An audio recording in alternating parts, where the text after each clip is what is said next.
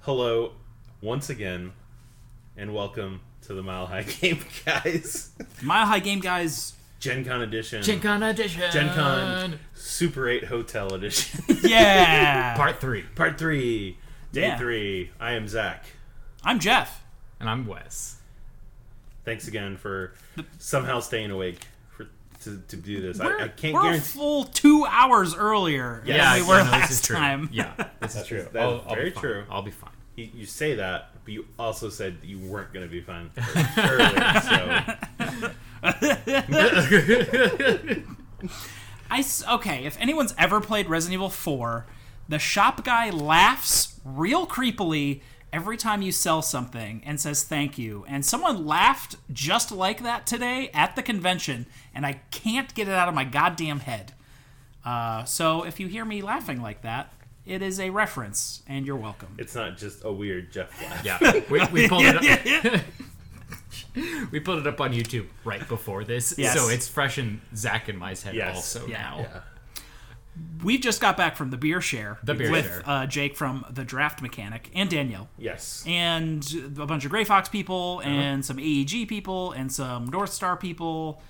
And just people who like beer. And then just people. And Cassidy from the Post City. Yeah. Board Game Blitz. Yes. Used to could. Cassidy from Columbus, Ohio. There you go. And it was very fun. Yeah. And we had a bunch of beer. And now we're going to talk about our day. Yes. Um, It's definitely the latest we woke up because we were we were so late last night. so late last night. yeah. And I just was like, do I really want to get... There was nothing that I was like, I want to be there at 10 a.m. so I can go and buy something. Right. I can sleep in a little bit and just go and demo whatever I want. Yes. Which is what we did today. Yeah. Yes. We got in probably the most demos that we've gotten in all week. I mean, And yes. for sure. Yeah. Yeah. We got some donuts. We did. Oh, yeah. There's a donut like a local suburb donut shop right on our route, which is Little very bakery, convenient. Yes. Because they're cheap. And pretty good. Yeah. Their coffee's not great. Well, yeah, but Their coffee's like really not great. Like as in bad. that's why it's not blah blah blah bakery and coffee. No, Yeah. it's just the bakery. Yeah. Their baked goods Yes. are fantastic. Yeah. Yes, the baked goods. But the coffee's real bad. Yeah. So we made our trek to the reason we went there is because we wanted a big breakfast because we weren't going to eat for like 8 hours. And it was already almost noon. Yeah, so we could survive. Yeah. The whole convention. Yeah, because we couldn't just do like we would normally do and just get to the convention and then immediately go to Kilroy's because then we wouldn't be hungry for later. Yes, it was So- very important because we went to Kuma's, Indianapolis, Kuma's Burger Bar. That was very delicious. Yeah. It was. So what was the first thing we did today at the Gen Con? We were walking around. We went to buy Lamentations. Lamentations of the Flame Princess. Correct. The paper pencil RPG that we played for a bit. Yes. With David, who I think has been on the show at least once. Yes, he has. I feel like he has at least the one time, yeah. But like Bought him some creepy pervert books. Yes, as per usual. Yep. It was some sort. It was some sort of like fire adventure anthology and like a death adventure And then anthology. they had the special one shot. The special one shot that was the one off for the Gen Con exclusive. That was Zach had nothing to do with this book. Yeah. And it was like a... But it was ZAK, so... Yes. I know... Not Zach. No, but all I'm other saying Zach. is... Basically a fictional person. Yeah, not just that, too, but some fucked up motherfucker because the name is ZAK. Yeah, ZAK. They're not right in the head. Well, and then all of the credits for it were like, not Zach, and stuff like that. It was actually, I mean, they committed to the theme, which I appreciate. But it's like a Hateful Eight sort of scenario where all the players arrive at a hotel and there's some sort of murder mystery. I didn't read too close into it, but everybody accuses the character Zach of having done it, even though they all know that person didn't do it. and then you play through the scenario of trying to figure out who the murderer or whatever the actual crime that was committed was done by. So, Gotcha. So we picked all those up for David. Yep.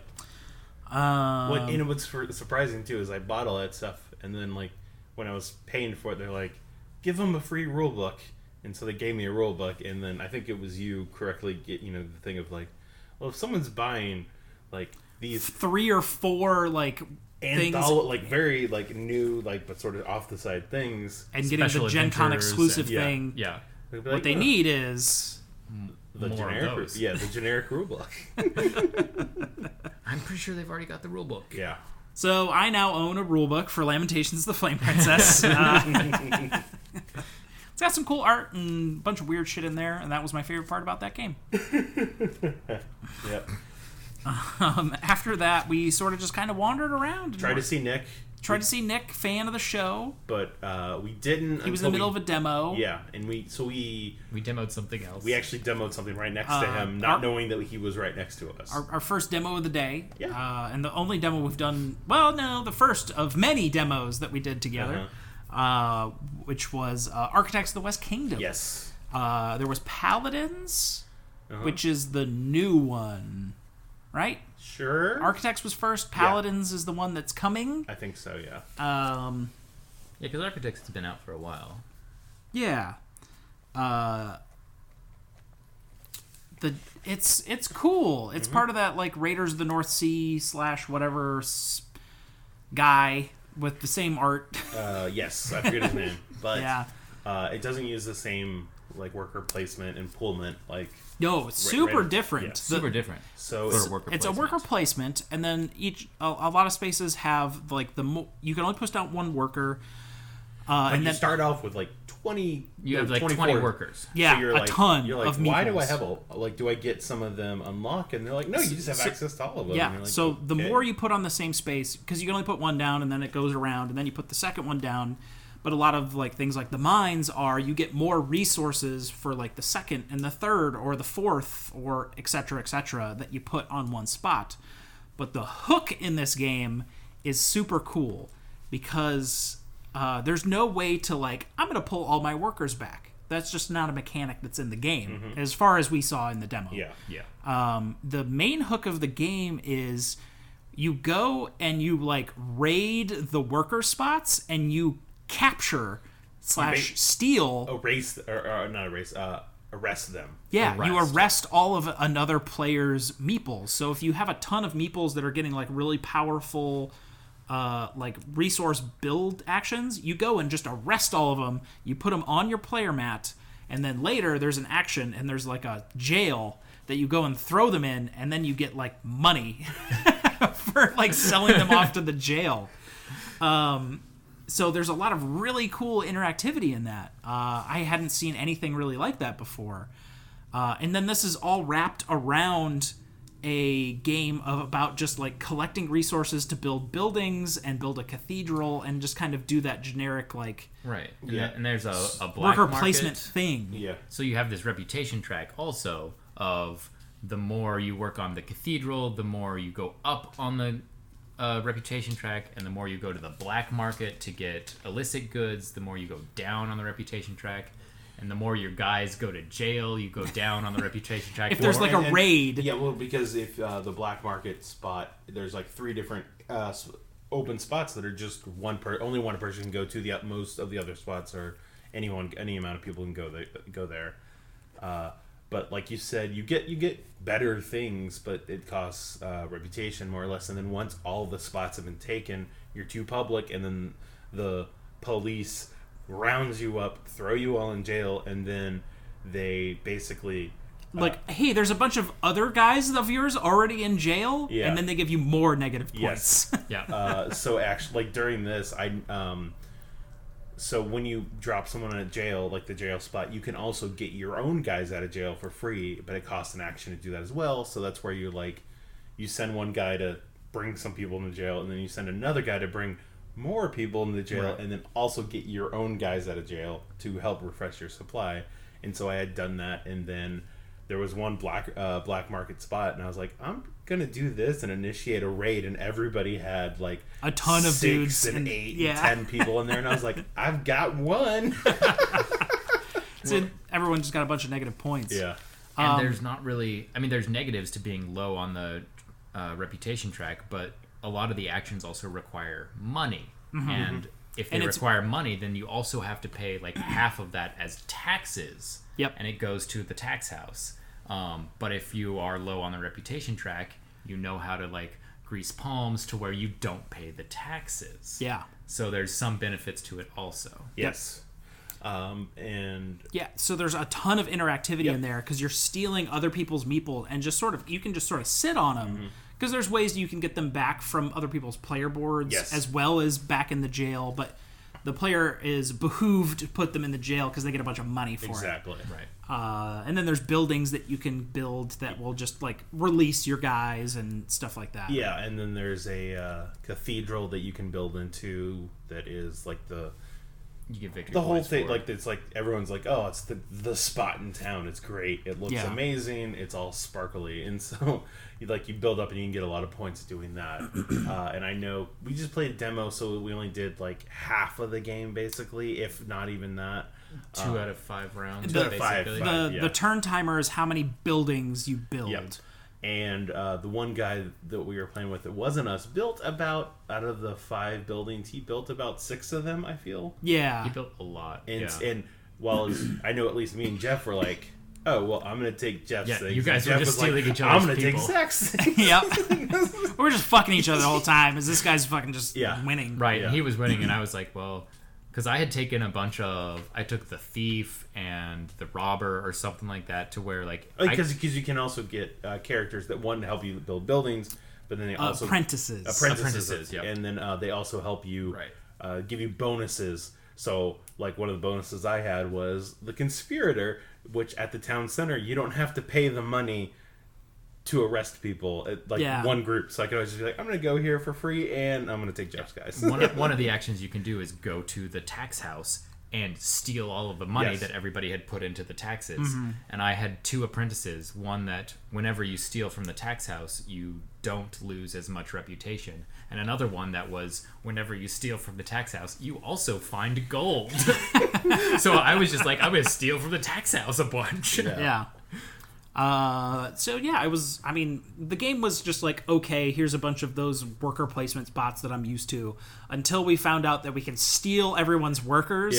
Yeah. And that's really where the game was like, oh, this could be interesting. Yeah, because you've got a bunch of people, and you're like, this is going to be boring, because I've got all the people, and just put them wherever. But then it's like... At no point was he ever like, and this is the mechanic where you can pull your dudes off. Yeah. It's 100%. You've got too many people. I'm going to hold on to those for you. Yeah. I got you. The whole mechanic of getting your guys back is people arresting them, throwing them in jail, and you getting them back out of jail afterwards. Yeah. Yeah, no, I think it was a really interesting twist on the worker placement. I had a lot of fun with that game. Yeah, and you have a ton of meeples. You have a absolute ton. And the only way they're ever permanently gone is because you spend one to build a building, and then that one's kind of the turn timer, and that's gone. Right. But that's also getting you like major points. Yes. So it's worth getting rid of that one.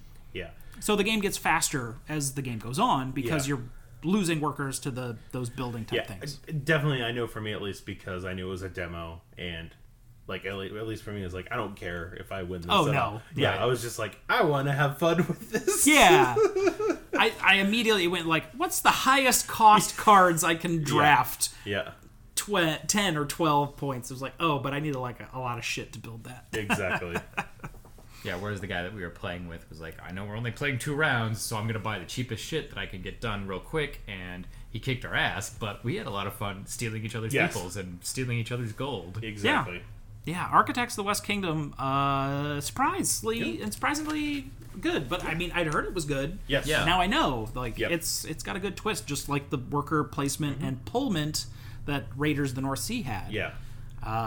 That this has kind of another interesting worker placement mechanic. Speaking of something that wasn't so good, after that, you and I went to go play Sorcerer. Yeah, we wandered over to the White Wizard Booth, the crafters of Star Realms and Hero Realms and Epic, and which very few people I saw were playtesting or were demoing out Epic. Yeah, I didn't realize that they had a third one, much less a fourth one. Yeah. So Sorcerer is like a 2 to 4 player kind of area. I don't know. It's not a deck builder. So you have a deck draft builder kind of thing. You have like 4 different characters because they're kind of like weird, creepy edgelord vampire sort of sorcerers, demon-y kind of dark, grimdark things. Do you remember that PS4 game like Order 1886 or whatever? 1887. It's a lot of werewolves, vampires, weird harpy bird things. Very like kind of brutal, bloody, like Victorian era. So you have 4 different characters, and then you have 4 different sort of specializations, like blood lord or demonologist or necromancer or like bug dude. And then you have like 4 different areas that you're from. So to like kind of like the Cursed Coast or the Forgotten Temple. Yeah. And each one of these locations and people and professions, we'll say, have a have an amount of cards in it. So like the person has 10 cards that relate to that person. Yep. The profession has 20 cards that relate to that profession, and the location has 10. So it's like, hey, you just kind of craft a 40 deck card deck. Yeah. So I was like the demonologist was my profession, and so I had a lot of demons in my deck. Yeah. And it was like the Forgotten Temple is like, hey, you can heal stuff, but if you have a wraith, you can heal more. And so some of my people in there were wraiths. So it relates to it gives you that synergy already, but it's different amounts of it. Yeah. And I went Bloodlord and then vampires and then weird harpy bird people with my like location that didn't really have any synergy at all. And each one of those things has like a special character card, like a tactics card, like a one-time use per round card that goes onto your sideboard. So it has like tap powers, basically. And then you have 3 battlefields in front of you, left, center, and right. That are different parts of London. So yeah. And then you can take, each of us gets 6 actions that has like a little gem tracker, and then you have like a power resource, basically your gold or whatever purchase power you have.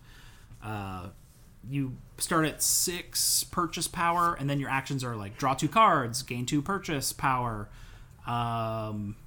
use one of your like action abilities, etc., etc.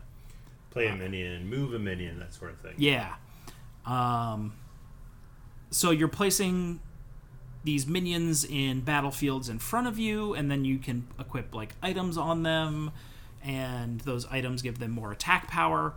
Kind of where things fall apart quite a bit in this game is that all of the attack power is dice related. 2 blanks, 2 singles, a double, and a crit. And your attack power is just like if I have 5 attack, I roll 5 dice, and that's how much damage I do. Crits, the attacker gets to assign, and the little skulls, the defender gets to assign damage. And then the battlefield has an amount of damage from 0 to 12. In the demo, we started at 7. The end of the game is when 2 battlefields are conquered by 1 person, when they hit that 12. So you roll the die, and then just damage just happens. Damage is carried over from round to round. Like your deck had a lot of fire stuff on it. The fire stays and will do 2 damage to me or 1 damage to me every round, but if it doesn't kill me, it just sort of stays there until the next round. So my vampires are just running around on fire for a while. Yes. I had like a bunch of blood powers, so I could damage my own guys and make them more powerful, but it had a weird keyword, which was weaken. Weaken something, and it gets +3 attack. which doesn't sound like what you're doing. Yeah. It's sort of just like, I stabbed my own dude, but he's really strong now because I guess he's mad. But so when you weaken, you take a damage, but it can't magic. be. Yeah, but it can't be lethal. So you can't you can't weaken yourself and then accidentally kill yourself. No. But it's so it should just be like like you injure yourself or whatever. It's blood magic. Yes, it is. But the weaken. Yeah, weaken is a bad. Weaken to strengthen yourself seems. Yeah. I was really confused about it. I was like, I can weaken something and that would make it worse. Uh-huh. No, but it makes it better. Yep. We since it was basically a half game, we didn't really see a lot of the cards. I was able to go through my deck and kind of see what everything was. Everything has like a big super card or two in there, like the big powerful rares and things. And there's a lot of re-roll mechanics in the game. I can re-roll my dice, but you can also force me to re-roll my dice as well. And then I can just, like, if you force me to re-roll, I can re-roll my own. Yep. And then after I do that, you can make me re-roll it again. Uh-huh. It's sort of just like going back and forth on re-rolls until like we're done. Either you run out or you're like, whatever, I don't care anymore. Yeah. And then whoever's first player has a one-time use token that makes someone re-roll all their dice. So if they roll really well, you just flip that over and they're like, re-roll everything. So you're just sort of rolling and rolling and rolling until basically something mediocre happens. Yeah, you're like, okay, well, the location takes 2 damage and this guy takes 2 damage. Yep. Then we move on to the next space. Yeah. And so on and so forth. It was okay. Yeah. It's no Star Realms. It's no Hero Realms. No, it felt like it was trying to be a Magic type deck that was. Yeah, it has an interesting, quick way to make a deck that seems interesting. Mm-hmm. But like I had 2 really good synergistic things. I had like the Bloodlord Avatar dude, and then I took the Vampire deck. So and they all had to do with a lot with like blood mechanics. And then I took that Forgotten Coast or whatever harpy thing, and I was just like, none of these cards really do much besides like if it's destroyed, it can like some of them can go back in my hand, like meh. Yeah. Then you do the battle, and then it's like the end phase, and whoever's like turn it's about to be can choose if they want everyone to get 4 energy for the next turn, or you can roll a D8 and everyone just gets that D8's worth. And then you just go again. I ended up winning because I just had a good chance to pump everything up to 10, and then I had my crazy. And 10 is the maximum amount of money you can have, and then I played my crazy 10 monster, which then just immediately taps and destroys all other monsters in the location. Which Zach had a bunch of them in there. Yeah, I was moving stuff because it was the only spot left because it was the last battlefield. Yeah, and I was like, he kept pumping up his energy. I'm like, all these guys are gonna get destroyed, but whatever. I didn't really care at that point. Yeah. It was okay. I don't think I saw the price on it. I think it was around $50. Yeah, it was a bigger box than they normally. Yeah, it was like a full on game. Yeah, not just like a little deck. But yeah, that was a Kickstarter that they did, and then I think they're going to be doing another Star Realms Kickstarter here pretty soon. And an Epic one too. It looked like. Yeah. Sorry. What? Epic? What? Epic? Epic? Yeah. What is that a card game that they do? Yes, it's one of the card games that they might technically do. It was like Jungle or something like that. So. Yeah, but more Star Realms. Totally down for that. I got a big box that it all goes in. So. So after that, did you do anything else, Wes? Well, you guys were doing that, and then you guys went and did some other or demos after that, but kind of the whole day basically. Don't want you to fall asleep immediately, so that's why we're every so often prod you. I did a lot of dice shopping. That's basically all I did today. I didn't demo a lot of games, really. I think we claimed that you were the Mile High Dice Dude. Yep. Yeah, Dice Dude. You counted all of your dice today. Yeah, we went through. So after I bought 2 whole sets today, plus a couple of extras here or there, the bag of my primary dice that I brought with me has now been upped to 108 dice. You have a primary. Yeah. So my primary. These are the everyday dice that you use? These are the ones that I play with on Dungeon Delvers. The primary sets, all the regular polyhedrals.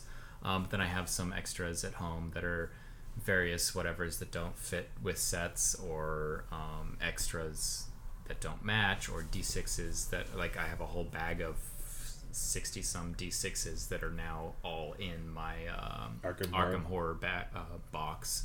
So I use all those guys for Arkham Horror now. And we were looking at BGG booth for promos, and they have super cool Cthulhu bags for like $2. $2 each, and they're just different colors of Cthulhu's. Or 5 for 10. Or 5 for 10. Special deal, 5 for 10. But it's unfortunate too, because if you want 6, you're like, well, now I have to pay 12, and now I feel like I'm still... Yeah. So I gotta get 20. Yeah, I gotta get 20. But I got a cool green one of those, because they came in green and blue and yellow and red and purple, Yeah, which they're was purple. sold out. Which is a weird color to be out of. Yeah, right? Yeah. And you were showing it to me, and you're like, I just got this for Arkham, and I was like, I should do that too. It was $2, right? And then I got the red one for Final Hour as well. Yeah, it's got a big monster bag in there, right? Because you spawn a lot of monsters in that game.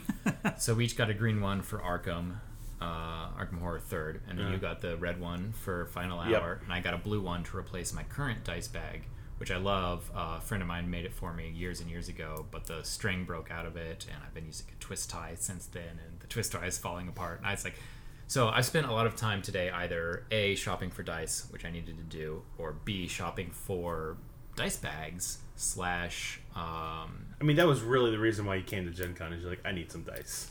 I mean, that's half of it, honestly. Yeah. I wasn't my dice obsession is literally... I wasn't trying to say that sarcastically. No, it's true. Dice is half the reason I come to Gen Con, because all of the manufacturers are here, MHGG and Crystal Case and ChessX and Level Up Dice, all those great people. So half of it is what I need is a new bag, but the rest of it is I need a roll tray. And I was trying to find a cool box or fold up something that could duplicate as both a bag and a roll box. And I didn't find anything that I had the problem where there's a bunch of different merchants here that have similar names, and I kept getting lost trying to find them. Because there's Dwarven Forge, which doesn't do dice, but then there's Norse Forge that does. And then there's Wormwood that makes tables, and Elderwood that makes dice boxes. And I was going around trying to find the differences. That's just an FYI, that's cars. Oh, there's cars in the background. No. I'm just letting the people listen, because I'm not going to edit this. That's just cars, just because there's been cars driving around a bunch. So, yeah. So I really liked the idea of Elderwood's wooden book-looking boxes that have, they have like foam dividers inside, so they hold 3 or 4 sets of dice, and you can pull those out, and then it'll hold 100 dice, which is almost enough. Almost. It means you have to throw 8 dice away. Could you do it, Wes? But they're like $100 for this stupid little wooden box that's made out of shitty balsa wood, and then just laser cut out of balsa, and got leather wrapped around on the sides that's not really that well attached, with generic logos on the front of a dragon or the One Ring or magic logos and stuff. It's like, I don't need a box that has a logo on it. But then we found these Cthulhu bags that were pretty subtle in the design, and it's like Cthulhu tentacles, but it's not in your face, this is the art on this bag. And I thought they were really cool, so I went ahead and bought one of those. And I forgot where I was on this story. I don't know. I needed to buy some dice, so I did. That's basically what I was doing the whole time. They were demoing games. I was wandering around looking for bags and dice and boxes. Got some clear smoked black dye. Yeah. So I have And a white set. Well, and yesterday you had bought a D6 to match something that... Yeah, so a long time ago I got a really nice set of crystal cased dice, and they had since gone out of stock. They don't make them anymore, but I lost the D6 to the set, and I was trying to find a replacement for it, and they don't have them. And I found one that I think would fit, so I bought it. But it doesn't really match it. It's like 85, 90%, but that 10% you can be like... Yeah, it's not quite the same color red, and it doesn't have the same white in it that the other ones do, and so... It's a little kind of more purpley red, just Right. a shade darker. And these are the problems that us dice dudes have with being very OCD about the way that our dice collections work. Yeah. So But so you're just going to have to throw all those and just get a new set. Yeah, no, I talked to a guy at the booth, and he's like, yeah, that one's discontinued, but if you send me an email, we could probably send you a replacement. I was like, yes. Yeah. Nice. So that's a lot of what I did. Yeah. While that was going on, we wandered over to Simon to see if we could not get a demo of anything over there, and that was about what happened. Yep. Except we did. We did. Because they were... So Simon was in the coupon book twice, which was, hey, if you demo any of our games, you get an oversized dice. Yep. Or an oversized die, which was like a D6 that was, I don't know, you said 6 times the size of a regular die? I didn't I would see say it, it's so the size of a marshmallow. Okay. Yeah. Okay. Still pretty big. Yeah, like 3 times as big as a 3 or normal. 4 times, yeah. And then they had another one that was, hey, if you tried God of War, you get a free promo. God of War promo. So if you played a game of God of War, you got both those things. Yes. And so that's why it was always busy. Yep. And then they ran out of the die. Yep. And now all of a sudden it's like, hey, why are there so many less people around? I only had to wait around for like 5 minutes before I could get a fucking demo of this game. So finally we got in. They had 1 seat in a game of God of War. And then moments later, seat opened up in Cthulhu Death May Die. Well, what it was is that, like, you're like, oh, Zach, do you want to sit? And I was just like, no, you go. And you were just like, cool. And you just immediately sat down. And I was like, well, he did not object at all to that. I offered, and you said no. Yeah. Transaction complete of What friendship. more would you want? And so I was just like, okay. And I was like, yeah, that's fine. But then I was like, all right, let me go see if I can find anything on, Fantasy Flight or anything like that. Like maybe try out Outer Rim too. And then as I was literally walking by the next table, which had Cthulhu Death May Die, the dude was telling another person, yeah, we've still got 2 spots open if you want to. And he was just like, yeah. And I was like, turn, and I was like, I am one person. So let's start with God of War. Yeah. This is God of War, the card game, FYI. Yes. This is, So it's sort of got like a tableau of 8 cards. They're double-sided in the center that have various health and attacks and stuff like that. At the end of every person's turn, after they, it's sort of kind of like, it's a deck builder, light deck building, because you only get to get a card at the end of every round.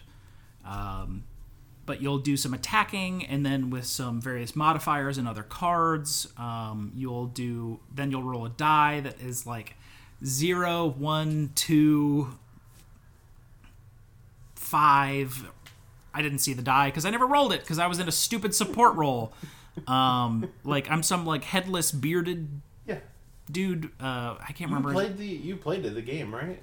No, I have not gotten that far into the game. Oh, okay. I know who Freya and Atreus and Kratos. Kratos, right? Kratos, yeah. Kratos? Kratos? Yeah. Kratos. Yes, Kratos. That's what it was.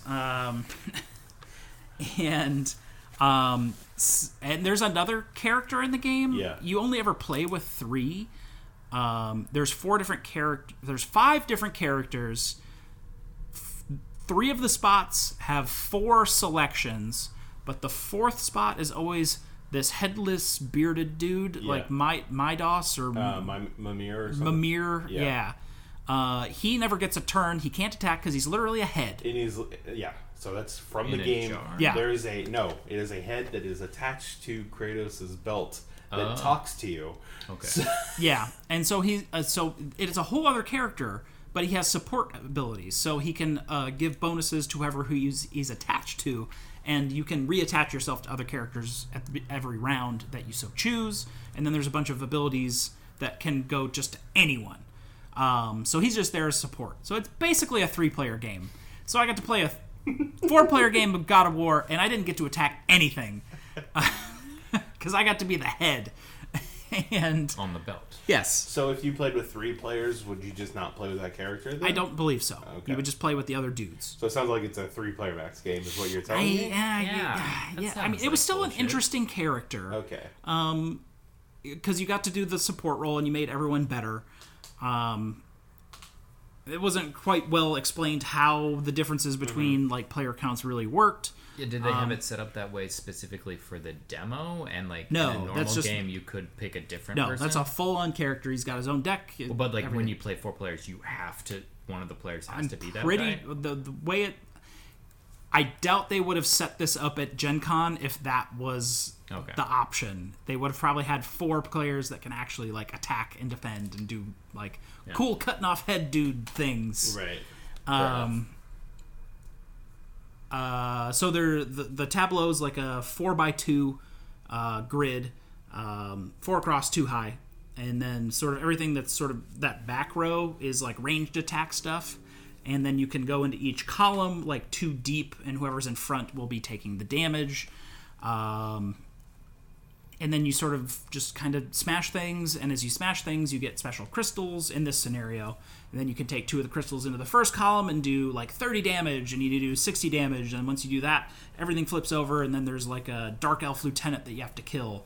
But he starts in the back area, so you have to ranged attack him. Then they both flip over, and now he's in the melee area, and then that's where you can actually kill him at. So you're sort of kind of triggering different stages in the card game. And he said there was like 90 some different tableau cards, which he wasn't sure if like they're all 2x4s or some are like 2x5s or 2x3s.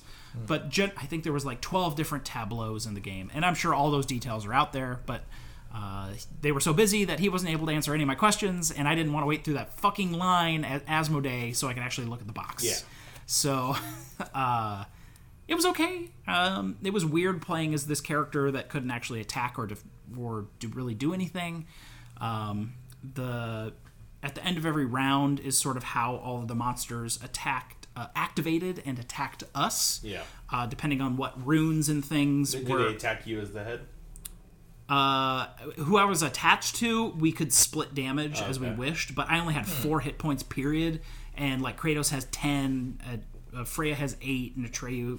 Yeah. Atreus? Atreyu's fine. Yeah. It's Atreus. Atreyu! Yeah. Valcor! Atreyu! Valcor!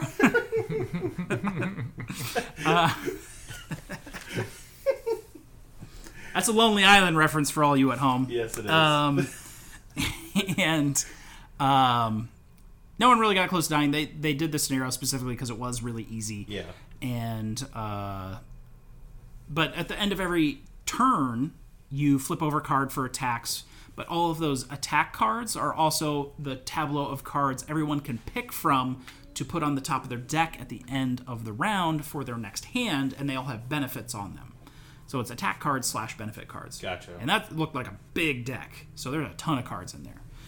I'd like to play like a full game of it before I could even think about wanting to even play it. Yeah. And also, I was going to say, do you think you would care more about playing a support character if you were like playing with people you knew? Like, do you yeah, especially because one of the guys was super, I don't know, like one of the players in the game was very like, no, you shouldn't do that, you should do this. Very alpha gamery. Yeah, okay. And because he was I don't know, very mastery of the game. Gotcha. And I was just like, I was gonna give him like an unbeatable, or I was gonna give him like +3 instead of +4. +4 would have been auto win. +3, he would have had to do anything but roll a 5. Yeah. And he was like, well, if you just do that, then we just win. And I was just, but then I can use this other +2 for someone else. Mm-hmm. But then, but he's like, well, then I just don't even need to roll. And I was like, okay, all right, whatever. Right. Yeah. Yeah, but I'd like to get an actual game in before I would want to even just look at actually buying the game. Yeah. Well, and do we know when it comes out at all? I mean, they had so many copies there that I can't imagine it's not just right around the corner. Yeah. But it was fine. It was very much like, these are the models from the game that we have put into these cards. Like, definitely 3D models from the game. Oh, yeah, I'm sure. Yeah. Which probably helps cut down on a lot of art. A lot of art costs, yeah. Here's a video game that we turned into a board game. Yeah. Yeah. Yeah. And during this whole time, Eric Lang was once again about 3 feet over my shoulder doing like a whole video process thing that I was trying to actually pay attention to the demo, but I also wanted to know what the hell Eric Lang was talking about behind me on video. Right. I think they were like the Simon crew were like interviewing him and talking about his new game and stuff. Yeah. And I was like, I want to know about that. Yeah. And you were in the background the whole time. It was, unfortunately, the camera was pointed away from me, so I looked back and sort of Eric was looking towards me. Yeah. But you should have just been like, shut the fuck up, game. I'm trying to listen to this. I gotta just give me like 10 minutes and then I'll take my turn. I'm just gonna stare. Yep. Yeah. Just gonna walk in. Hey, I know you're recording Eric Lang right now, but I'm gonna interview Eric Lang. Just kind of do that sports thing and just kind of put my phone like also in the frame. Yep. Just recording also what he's saying. Oh yeah. So yeah, that's gotta work. Nice. Demo was not a great demo for me. Right. Yeah. So while you're doing that, I tried out Cthulhu Death May Die. Not even death. Not even May Day. Day. Yeah. And honestly, I'm trying to think. It didn't feel like Arkham Horror, but it did. But it didn't. Mm-hmm. But it did, but it didn't, if that makes sense. Right, which is kind of the problems that I had, problems and benefits that I had with Last Hour. Yeah. Well, it's a full-on minis game. Yeah, it's a full-on minis game. Obviously, minis look great. Not quite a Zombicide? No, it's not a Zombicide. You have...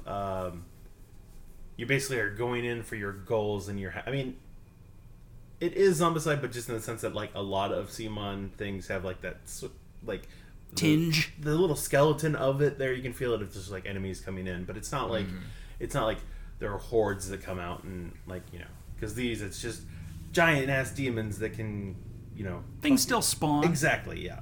Yawkies and deep ones and whatnot. Yeah, so it's like on your turn, you know, you can do 3 actions, and you can like move, go, and then you can fight. When you fight, you roll dice, and you have successes, but you also have sanity that you can take.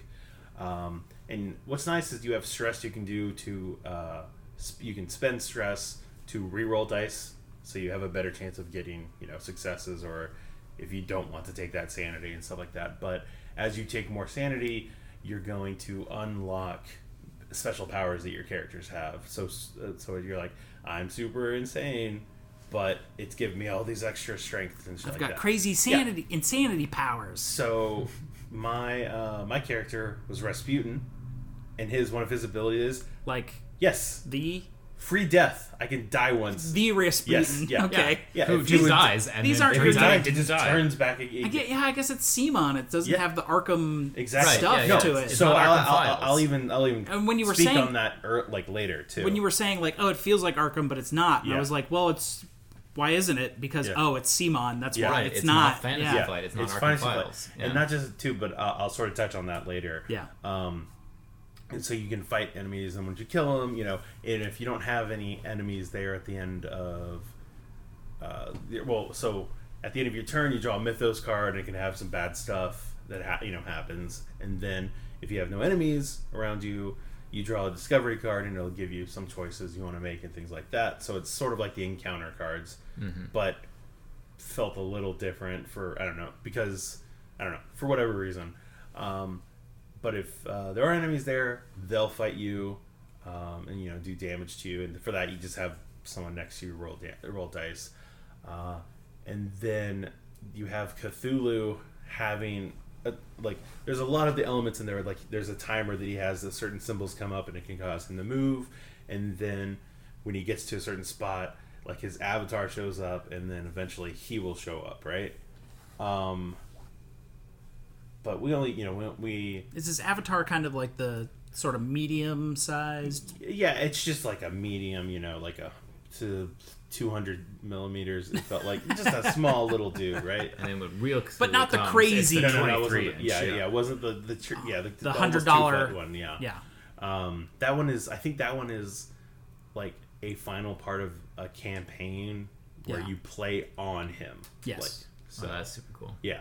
But no, for this one, it was just the beginning part, and it was just like we had to destroy some lab equipment, and it was fun. Like you're doing stuff, and it felt like Is it like a 2 action sort of thing? Yeah, it was 3 actions. 3 actions per turn. Exactly. Move. I never. Yeah, we never interact. Yes, exactly.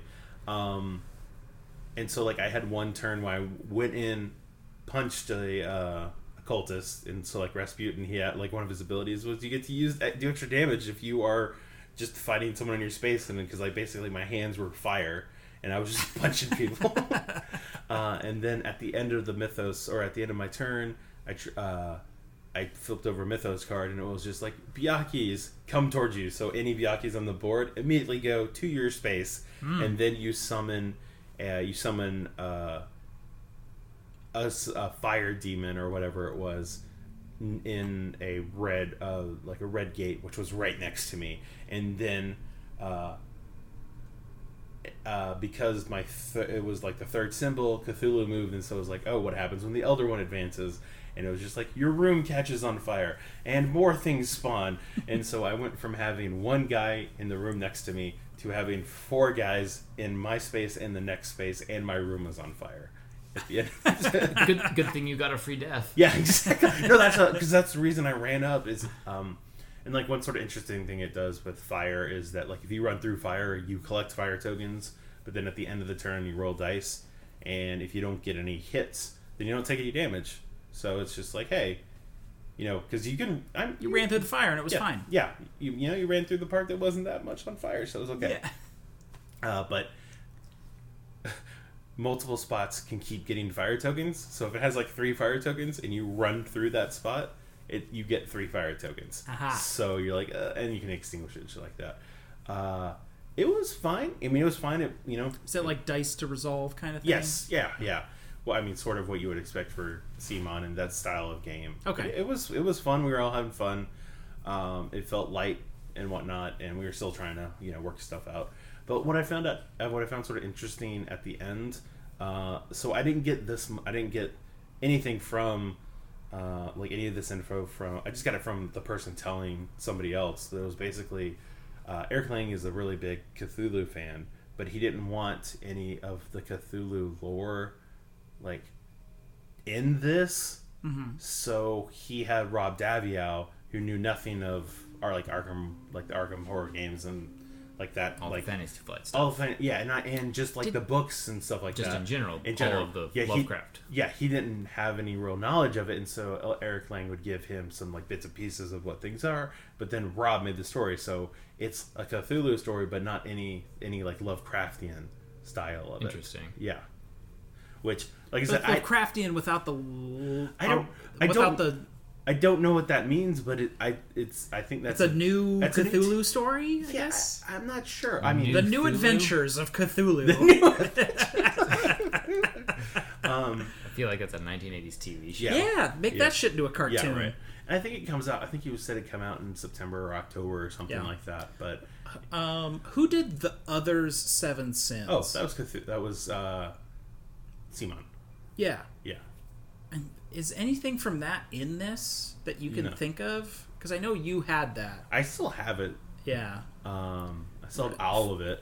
For some reason, I was thinking like the DNA of this game was from Others. So, I mean, Others was a 1v all, whereas this was cooperative. Yeah. So you don't have that part. I mean, just in the sense that like a lot of the monsters look similar to things that were in the Others, I would say. Yeah, because it's all new. Like, that's what 7 Sins was, or the Others. It was like kind of all new weird, like, creature, monster things that you would think would be Cthulhu-like without having any of that Lovecraftian in there. Yeah. I can see what you're saying, but I think it's more I mean, it's just like the Byakhis don't look like what I sort of think of when I think And everyone of, thinks Arkham Files. yeah, exactly. Right, exactly. And in the third, like this one isn't in the, I don't know, You're playing as Rasputin. yeah, it's playing as Rasputin, Yeah. and it's people are doing other weird stuff, and you can upgrade your characters too as you go. Like I said, so then I could get another free death, or like certain symbols count as additional success. It's just their take on it, so it feels like it. Once again, it feels like Arkham Horror, but it's not. Yeah. But it is, but it's not. But which is a testament to Fantasy Flight, that all of our concept of what an Arkham game, like a Lovecraft game is based on the benchmark of Arkham Files that Fantasy Flight has done. yes, yeah. Like they have, In the board game even though universe. it is, public domain, and there are dozens of other games outside of Fantasy Flight Arkham Files. Hell, you even found one that was like Yeah, the street racing. The Fast and the Fatugan login. They're out there because it's public domain. You can do whatever you want, but the Fantasy Flight has taken that and owned it, and we all have a concept of what Arkham Files means that we compare every other Cthulhu game to. So I'm interested in the fact that he was specifically trying to do a new take on it with someone that doesn't have that baggage that you're talking about. Yeah. But I didn't, as a demo, like, you don't get enough of the story or any of that stuff to really get a grasp on that. It's more a setting than it it is was a more story. more of a setting, a little scenario to tell you about how the mechanics work, and the mechanics felt similar to Arkham Horror and whatnot, while still being a CMON game. Right. Okay. So, it was, like I said, it was interesting enough, but, I don't know. I would definitely play it again with, like, somebody who had it. Mm-hmm. Ideally, It's someone still who had the $100 miniature game. Yeah, exactly. Ideally, someone who had the who had already backed the Kickstarter one. Yeah. But, that's... And got the big 2-foot. Yeah. Apparently, people got that before they got the game. Right? Yeah. There are people who have that now. Which we saw a And the game's painted... still... Yeah, the we saw painted version is super nice. There was a painted version last year. Oh, was there? Was it Okay. painted last year? I thought it was There was a unpainted. painted version in a case last year, and then there was the the just built sort of prototype or whatever. Which you have the picture of. Yes. So. Jeff, pre-broken leg. Yes. You can see that his spirit hasn't. His left soul his, still is intact. Circa 2018. Yeah. Yep. So yeah, that's what we did, and then We rounded around a bit more. We played Wavelength, Yes. which was a Kickstarter we talked about quite a few months ago. It's a game where it's got like a cool little dial thing, and then sort of like a randomizer of where. It's a wheel that spins, And it's kind of got this little arc in there with kind of like a red, green, yellow space, and then you have a card that is like overrated to the right, underrated to the left, and you want to have kind of like give it's not like a one-word clue it's like it's a Codenames. Codenames like Clue, basically. Where Similar, but with more detail. yeah, a little bit more detail. Yeah. So like mine was like loud versus quiet, and where the thing fell, you have to give a clue to try and give it in that like 180 degree arc, and wherever that like line is. right, where loud was 180 and quiet was 0. Yes. So I said explosion. Yep.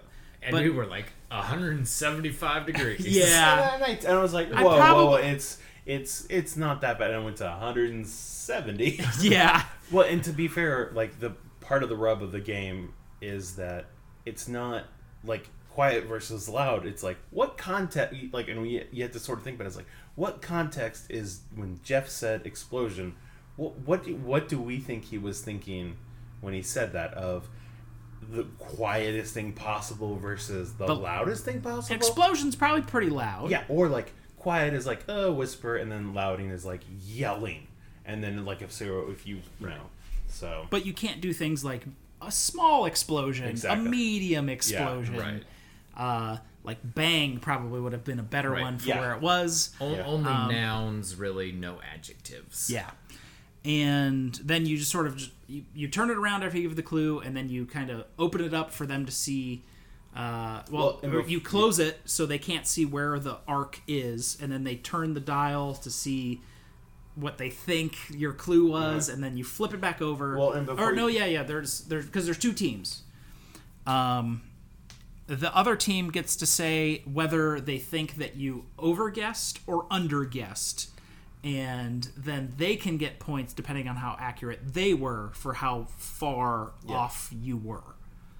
And then you open it up, and then you get points, and then you go on to the next card. Big deck of cards with a whole bunch of different cool little comparison thingies. Right. It was like a 3D printed prototype version. I assume it's going to be out fairly soon. Based on the 3D printed prototype, like the thing didn't quite twist very well. Yeah. I'm assuming at least for the actual production thing, it will be much better quality. And I don't think it's that. I feel like it's not that big either. You think so? I feel like this one was different. I feel like this one was made to be at a convention. Interesting. Yeah. I remember being excited about it. It seemed like I don't remember it being very expensive, like $25. Exactly. But I remember it being kind of able to fill that kind of quick code name, sort of just kind of do a little game for 15 minutes. Mm-hmm. And it was a demo, so I'm not sure if that was like 100% of the rules or anything like that. Yeah. But, it was okay. Yeah. Speaking of Kickstarters, there was one dice-related thing that I did run across. That we should talk about. So I went by Crafty Games, which does the Mistborn House War game that was brand new at Gencon last year, which I demoed last year. Played it a couple of times since then. Actually, somebody at Game Night has it, and I've played it at Game Night once. It's a pretty okay kind of resource management, semi-cooperative game, but they have these dice that, if anybody is familiar with the Mistborn series, they have these dice that you can buy at the Crafty Games booth that are just D6s, a set of D6s that have all the different allomantic symbols on them, these runes basically that represent different alloys, whether it's based on the book series, if they're tin or steel or gold or copper or whatever, but then some fancier ones like electrum and cadmium, and some made up ones like duralumin, which is duralumin, not a real thing. I'm pretty sure. I don't know. I'm not a metallurgist, but no, you aren't. So do not. Yeah, right. So how dare you? Yeah. So there's 20 different metals that are sort of integral to the plots of this book series by Brandon Sanderson, and they've got a Kickstarter coming up where you can buy a set of 20 metal dice they're all zinc dice, as most metal dice are, but then coated with whatever that alloy is. Ooh, even the fake one. Well, right, and so then they have like the best of their knowledge of, based on the source material, how it's described of how the duralumin is supposed to look, that they kind of came up with an alloy to coat the dice in. So that's aluminum. Right, yeah. Well, but then aluminum is another one, so you can't do just aluminum. Okay. There's aluminum and then duralumin, which is super aluminum. Right. That's where they mix steel with aluminum. Yeah. So that's a Kickstarter. That's probably a thing, right? Probably. I don't know. The strength of steel and the lightness, the weakness of aluminum. Yeah. Is that not just no? But that's super cool, I think, and that they had a couple of the prototypes there to roll and to pick them up and roll them, and they, even though they're still all zinc core, the weights were slightly different because they had the different coatings on them. And so as far as like metal dice goes, which is something that I'm really interested in and trying to finish up my other sets before I start expanding into dice and gemstone, or metal and gemstone and stuff, I was like, yeah, these like just sets of D6s with slightly different weights and different textures on them were really cool. So they've got a Kickstarter coming up, I think she said in September, like coming up, where they're going to have the set of 20 with all the different runes on the 6s with each different alloy. And so that sounds super cool. Nice. I'm sure she wouldn't tell me how much they're going to be. It's going to be expensive. But it's going to be expensive. She's like, I can't tell you a hard price because, with all the tariffs and everything, the metal prices are changing. And I was like, yeah, I understand that. But are we talking like $100? Or are we talking $500? Yeah. At least $25, if not more. Yeah. Most likely more. Yeah. You might get a D4 for about $25. Yeah, but so I signed up for their mailing list to let me know when that Kickstarter comes out, and they gave me a cool promo card for the Mistborn board game. The Mistborn board game that is okay, and I don't have, and I'm probably never going to play again. Yeah. But I've got the promo card now. There you go. Fair enough.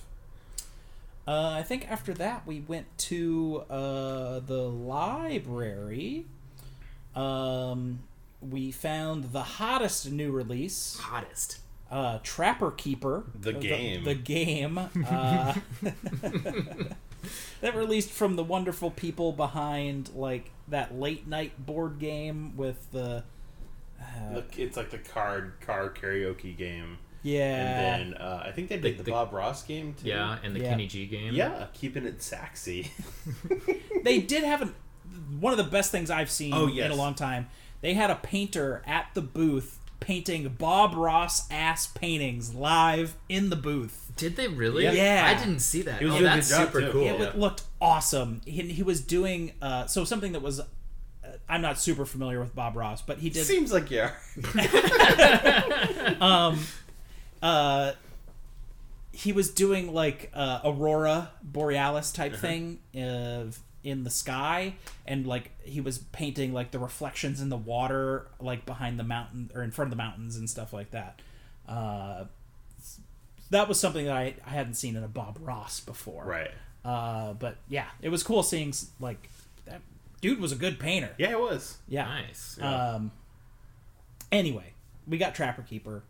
It's a set collection game. Yep. You have, 81 cards? Yes. And then you have them in 9 stacks of 9, and then you flip over the top one, and then there's, like, homework and detention and quizzes and signatures and field trips and report cards, and then a bunch of your classic doodles you would do in your notebooks. Including the cool S, Yes. which any 90s kid would know. Anyone even now would I've probably know what literally that is. never referred to it as a cool S, though. Yes. I never But- know what No, I that know, is. I know. But if someone was just like that cool S from Right, school, yeah, you'd be like, yeah. okay, I know what you're talking about. Like, at least in my school, we called it a Superman S.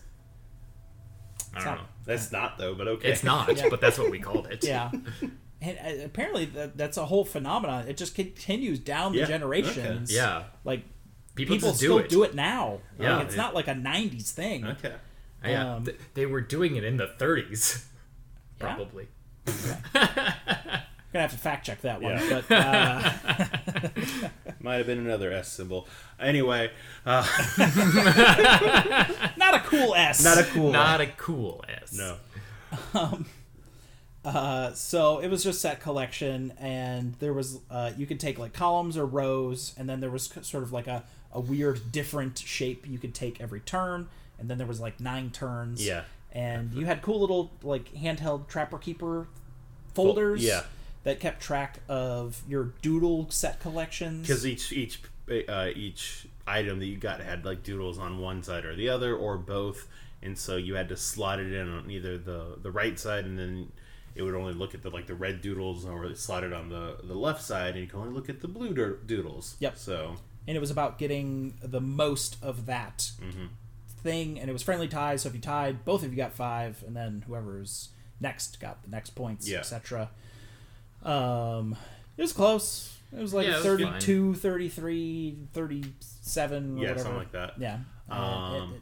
It was a game. It was fine. It was a. And I don't mean this in a bad way, but just like it was a totally nothing game. Yeah. Yeah. I mean, It's yeah.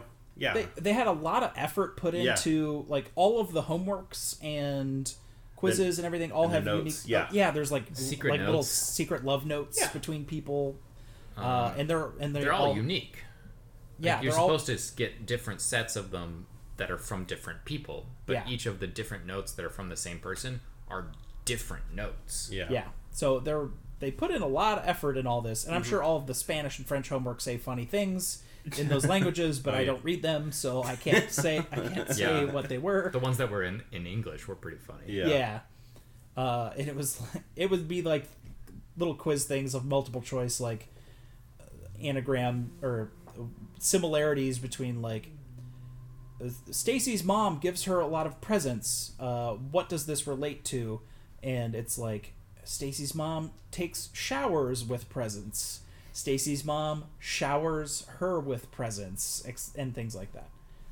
It was just kind of a funny little 15-minute game. Yeah.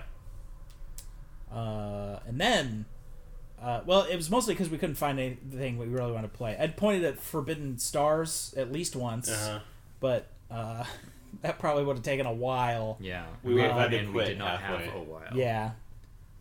But I did see one of the library people putting away a copy of Dark Tower from 1981, continuing our trek of playing all of the old 80s and 90s electronic games. That is this Gen Con. Oh, yeah. And this is most recently famous for getting a Restoration Games version. I think it was on the Dice Tower panel. In its preview or maybe they did a preview of it recently. But like Isaac Childress is going to be working on it, so yeah. Yeah. So we played Dark Tower from 1981. It's a game. It's an electronic game. There's a big tower in the middle. It turns. It lights up when you put the batteries in correctly. Yep. Which took us like 3 tries. And then I looked at it and I just squinted and just looked. And just staring you in the eyes, took the batteries out, flipped it over, put it back in. One of them over. Right. Yeah. Okay. So I put them in, and it's like, it's not working, and handed it to Zach, and Zach was like, oh, it's because you had them backwards, and flipped them over. It still wasn't working. Yeah. And then Jeff looked at it, it's like, because you have them both facing the same way. Yeah. And then flipped one of them. Oh, and you know what? Then it worked. No, it's just Wes got one right, I got one right, and then you put them together. You tied it all together. Yeah. I just know how batteries work when you put them in things. To be fair, I've had to mess with the battery charger thing a lot, and that is everything is one They do direction. face, yeah. Well, it's a battery charger. Yeah. So it has a similar thing to the Wide World of Mall Madness, and you you tell it how many players are playing and etc.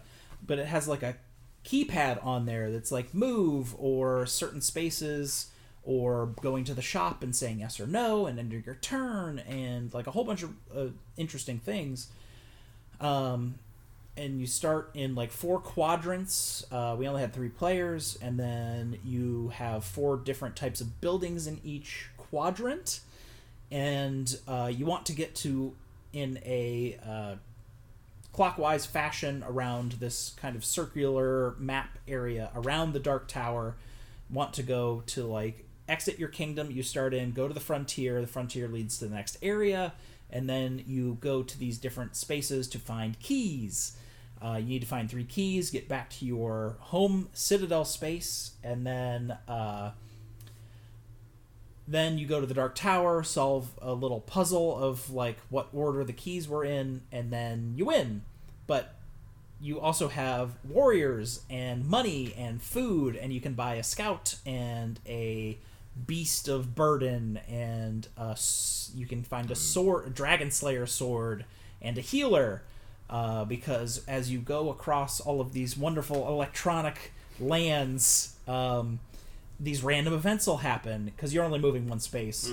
You can go into these tombs and ruins, or go to the bazaar and buy more warriors or more food or healers, but you can get lost. But if you have a scout, you get an extra turn. If you get the plague, you lose 2 warriors, but if you have a healer, you gain 2 warriors out of nowhere. Yeah. Right?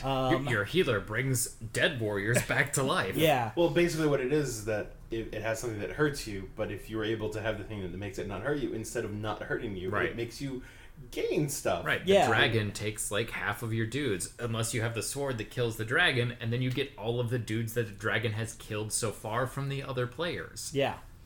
And this is all kept electronically in the tower, which spins and kind of turns per person. Yeah, it's kind of impressive because like all of the accounting was taken care of in the tower. You can even on your turn hit inventory, and it would tell you what you had because you have a little pegboard in front of you, and it just tells you all that stuff when you need it. And that does take your entire turn. Yeah, that is unfortunately your whole turn. Yes.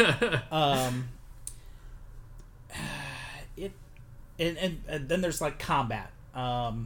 Which is all automated also. It's all automated, and there's some sort of die roll or coin flip or whatever in there that for all of this, because you can, even at the bazaar, you can haggle which in the instruction book it says about a 50-50. I assume it just kind of gets slightly worse, but you can make the things like cheaper and cheaper. But until you lose, and then it's just like, nope, closed. Bazaar closed. Can't buy You anything. lose your turn. Yep. Lose the rest of your turn. Yeah. Well, right.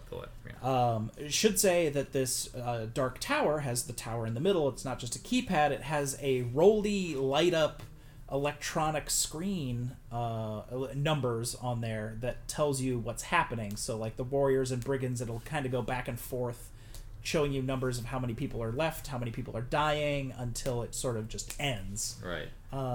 Like you'll hit move, and then it'll spin around and stop and light up, plague, but then it'll spin around some more and light up healer because you bought the healer and it knows that you did that. Yeah. Mm-hmm. And then because you bought healer, then it'll spin around some more and light up warriors +2. Yeah. Yeah. Or not exactly +2, just whatever Or your right, new... right, because it keeps track of all of the numbers. Yeah. So anytime it tells you something, it's not telling you, hey, you got 40 gold. It's now you have 45 gold. Yeah. You 'Cause bought you can- stuff, now you have 30 gold. So Or if you go into a tomb and fight some monsters, it'll tell you how much gold you got from that. Or rather, how much gold you key end or up any with of that stuff, afterwards. yeah. Yeah. Yeah. And then just going through, moving, going to these special areas, you just get these keys and then you make your way around. And then you go to the Dark Tower and just sort of... The key puzzle thing was kind of weird. Yeah. I guess it's supposed to be like, what order do you put the keys in, which we weren't really sure on. But I think it's what order you got them in. Yeah, Right, but so we all maybe got them bronze, silver, gold, which, I mean, Yeah. unless there's some sort of hard mode that it gives them to you in a random order, or it does give you them in a random order, and we happen to all get them in bronze, silver, gold, I don't know. I think technically we were playing the, like, beginner. Maybe it's because, like, whatever, we weren't playing on the right level for that, but yeah. Yeah. I got boned You did. It's so hard. because first of all, I got the Pegasus, which lets me move to any... It's one-time use, and it lets you move to any space in the area you are or into the next kingdom, but you don't just move to do that. You actually have to hit Frontier Because that lets the game know that you are now... in the next And, quadrant. and not just that, too. It's that until you find the key here, you can't go to the next quadrant. And you can't get a key in the quadrant you start in. Yep. So the game for, I don't know, Only about 6, yeah. about 6 turns thought I was still just fucking around in my original kingdom, so I wasn't getting any keys. Yeah. Until someone finally went to the next front area and went to the next frontier, and I was like, should I have hit Frontier instead? And Zach was like, yes. Yes. Let's check the rules. Oh, Yeah. shit. So- You should have done that. So even though we are like, okay, we're just going to let you hit Frontier now, and then once you immediately got your key, you were still like 2 or 3 spaces away from the next Frontier, and I was like, Jeff, just go to Just go Frontier. to the next Just go to the Just Frontier. go to the next Frontier. Yeah. But I just got fucked every single turn. He's like, I'm going to walk somewhere. Oh, I got lost. Oh, I'm going to walk somewhere. Oh, here's a plague. I'm going to walk another plague. Plague But on the after plus plague hand, after when plague. plague happens, you do still get to move. It's like I still get to move when plague happens, right? Okay. It was like Every 3 time. or 4 turns. At in least a you row. weren't getting it's lost what where you start- don't move. Well, Yeah. and what started it, I felt, was like usually when you fight the brigands, it goes. You like, can fight like 12, and Yeah. if you have like 7 warriors, they just crush them. Yeah, so it's like you fight. Well, because what it is that if they win the round, they do 1 damage to you. Yep. If you win the round, you do half their damage. Yep. To you or to them. So Yeah, if you're and like, I'm not sure exactly what the math is between or how the win or lose happens. yes, I don't know Yeah. how the combat happens, but if they were Seems losing like 12, the player wins more often yeah, than not. they would Yeah. go to 6 and then 3 and then 1 and then 0. Yeah. But if you lose, it's 7, 6, 5, and you. And this was a 7-on-7, so I should have absolutely crushed them. But then it went 6-7, 5-7, 4-7, 3, 2, 1, and basically they wiped me out. Yeah. Which did not happen before or after in any even remotely similar situation. Yeah, never. Like I never took more than 2 damage one in a or battle. 2. Yeah. Same here. And I took 7 off of just a tiny group of the like enemies. I was just spending so much money on just getting more warriors, and then as soon as I left the place where I bought warriors, plague, and I lose 2 of the fucking warriors. And warriors can cost from like 4. It's random, depending on where. Anywhere from like 4 to 8. Yeah, and then which is a big deal. Yeah. So I just spent all my money buying new warriors so I could do anything instead of being able to save up and get a healer. Of course, I bought a beast thinking like, because you can only carry so much gold depending on how many warriors you have. 6 gold per warrior. So I got a beast so I can carry like 50 extra gold. Yeah, you should have got a scout or a healer. Got a scout or a healer. Because I did not buy a beast. Yes, the same whole here. game. That was the one thing I didn't buy. Like, I'm not going to hoard like a fucking ton of gold. No, see, because if you buy the healer, then instead of losing warriors, you gain warriors, and warriors can carry more gold. Right. And when you get lost, if you have a scout, instead of losing your turn, you get another turn. And it's not like the beast does anything except increase your gold capacity. Yep. So yeah, healer, much like the apothecary and blood bowl, is Worth it. very vital and cheap, and you should definitely get one. Yeah, so we played through the rest of that. It was interesting. Yeah. Found out that the sanctuary is really useful if you have all your warriors die all the time. Yep. Because you get some sympathy fucking warriors thrown at you from the sanctuary. Sympathy warriors, gold, and food if you were low enough on any of them. Yep. And sometimes multiples. Yes. Yeah. Because you're low on all of them. Exactly. Yeah.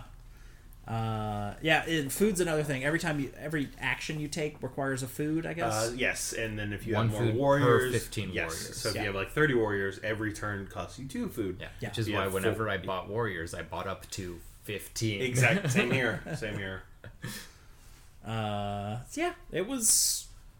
Once we got it down, it was very. It was cool. It was definitely technically cool, but I think I still liked Mall Madness as I did like Mall Madness better, but like as a ridiculous, silly 80s electronic game, definitely like in the top games I've played all Gen Con, honestly. Yeah. Yeah, so I'm looking more forward to the Restoration Dark Tower game now. Yeah, I didn't now that we realize have context. Yeah. That'll be pretty interesting. Yep. Yeah. But then after that, we went to Kuma's. Yep. Kuma's. Got really good burgers. Oh, they were real good. Real good burgers. Real good mac and cheese. Went back to the hotel, grabbed all the beer for the beer share.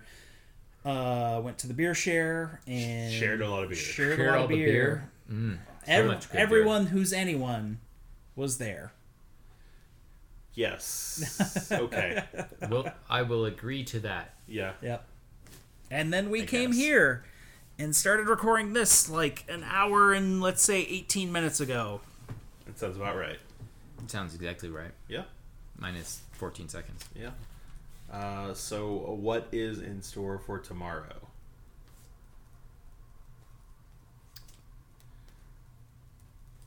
Besides Jeff writing. I don't know. I know we're going to do one final look at the vendor hall. I wanted to... there was a game that Jake from Draft Mechanic told me, the Escape Tales that he keeps telling about. Yeah. He was like, hey, go to here. And get Escape Tales, because it's the greatest game he's ever played of all time. Yeah. Should try and bug Nick again and see if we can actually say hello to him instead of just demo a game right next door. And then him having to run off to his hotel Yeah. to grab a game for someone. I might want to try and out the like Marvel Fantasy Flight thing, or at least try and see what the fuck any of that's actually about. Yeah. Apparently they released like a Marvel Splendor or something. Weird. Interesting, yeah. There was one more dice booth that I didn't realize existed that I wanted to go to, so... You have like 4 days you have to spend there worth of like intense looking. But then we have to unfortunately say goodbye to Gen Con and then head home. Yep. And we get pizza, and then you people get on an airplane. And fuck off to Denver. And then back to work on Monday. Yeah, and then I stayed through Monday night, and then fly back, and then back on Tuesday. Yep. And the studio is still under construction. So The old studio is painted. Yep. Haven't seen anything from the new one yet. He's probably going to make us do stuff. Yeah. Yeah. I thought they were gonna finish it all while we were away, and I wouldn't have why to else do would anything. why else would we come here? I don't even know. Yeah, right. So yeah, that's that. That's that. So we will see you all tomorrow. No, it's today. It's still today. See you later today-ish. Yeah. So I mean, you'll probably listen to it tomorrow. Yeah. Well, whenever you listen, you'll listen. But anyways, as per usual, I am Zach. I'm Edgelord Jeff. And it's not that usual, but I'm still Wes. Yeah. Bye. Bye. Bye.